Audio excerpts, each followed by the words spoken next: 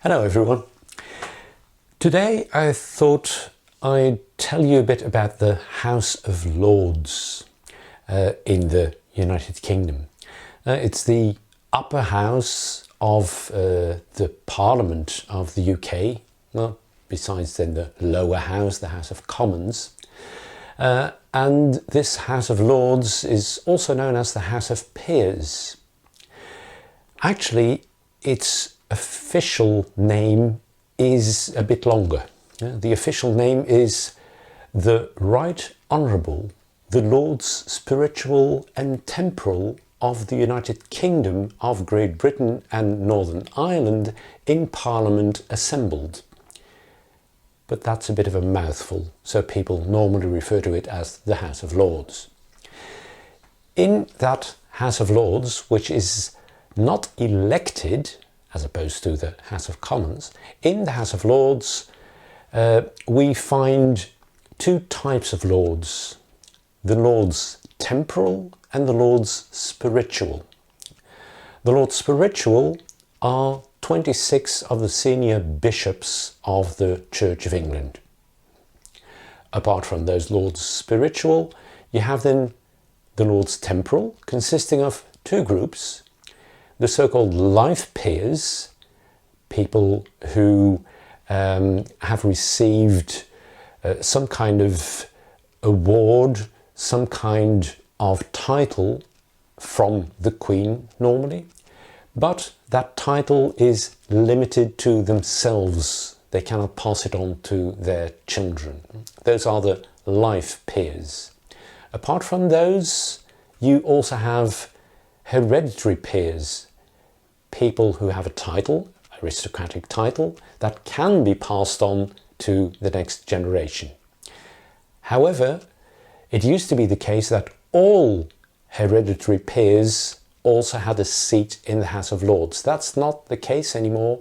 That changed at the end of the 20th century, and now there's only 92 hereditary peers, which are actually elected among the hereditary peers. Until 2009, you also had the so-called law lords. They also were part of the House of Lords, which then served as the highest court in the country. That's not the case anymore. Now there is a separate Supreme Court in Britain. There used to be many more lords in the House of Lords due to the fact that all hereditary peers had a seat. Now the number has been reduced. It fluctuates, but is now around 760. Although the ultimate aim is to get the number down to about 600. The logo of the House of Lords is this red so-called portcullis. The portcullis is in general the logo of the UK Parliament, but it's red for the House of Lords and green for the House of Commons. And the red of the House of Lords is also reflected in the seats in the House of Lords, as you can see. On this picture, you can also see, I've indicated there, the woolsack. The woolsack, which is literally a sack, a bench filled with wool, and that is the seat of the Lord Speaker. The Lord Speaker, who has a role similar to the Speaker in the House of Commons. He leads the debates. He is not the leader of the House of Lords. The leader of the House of Lords is a separate function.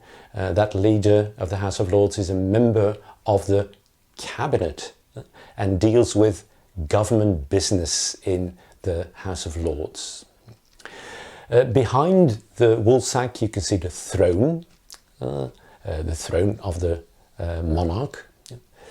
And then all those benches, those red benches. On the left side you have the bishops' benches, and then also the government benches, benches for the lords that affiliate themselves with now the Conservative Party, the party of government. On the right, you have the opposition benches for lords who associate themselves with opposition parties. And then you also see cross benches, not on the left, not on the right, cross benches. They are normally for lords who do not belong to any party and don't want to associate themselves with any party. Apart from those cross benches, you also have so-called non-affiliated lords who are not part of any official parliamentary group, but they may have an association with a certain political party. Time now to have a look at the role of the House of Lords. When we look at history, the House of Lords really came about under William I, William the Conqueror, who institutionalized a so-called Grand Council, and that was a council of nobles, so the first House of Lords, you might say. Then, of course, it was very important, and then through the ages it slowly developed and evolved, and now it's much less important than the House of Commons. So throughout definitely the last couple of centuries, the House of Commons has become much more important than the House of Lords. When a bill has been approved by the House of Commons, it's sent on to the House of Lords for debate. The House of Lords then can approve the bill, and then that bill is sent on to be signed by the Queen, and so it becomes law. Or the House of Lords may not approve the bill and send it back to the House of Commons.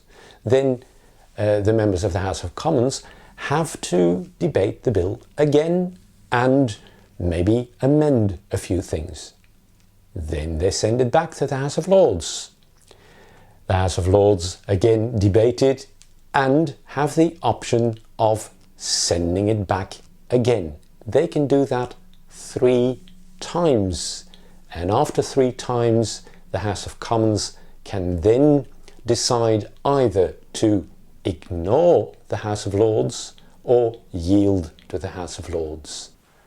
It doesn't happen very often that the House of Commons decides to ignore the House of Lords. There is too much respect for the Lords for that, but in principle they can. Normally though, they yield to the advice of the House of Lords. An instance in which the House of Commons did choose to ignore the House of Lords was on the bill to do with fox hunting. Another important role of the House of Lords, and I then mean not so much the members of the House of Lords, but the room, the space in which the House of Lords meet.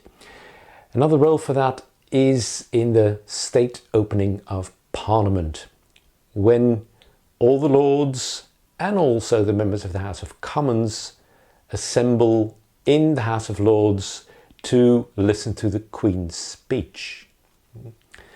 You can see that in this picture. The reason why the Queen's speech is held in the House of Lords rather than the House of Commons is to do with something that happened in the 17th century when Charles I at a certain point invaded the House of Commons, entered the House of Commons with soldiers in order to arrest a few members of Parliament. Ever since then, the monarch has not been allowed into the House of Commons anymore. I do hope you found this interesting. If you did, give me a like. Please also consider subscribing if you haven't yet done so. You can also leave a comment. Thank you for listening, and I'll see you next time. Bye bye.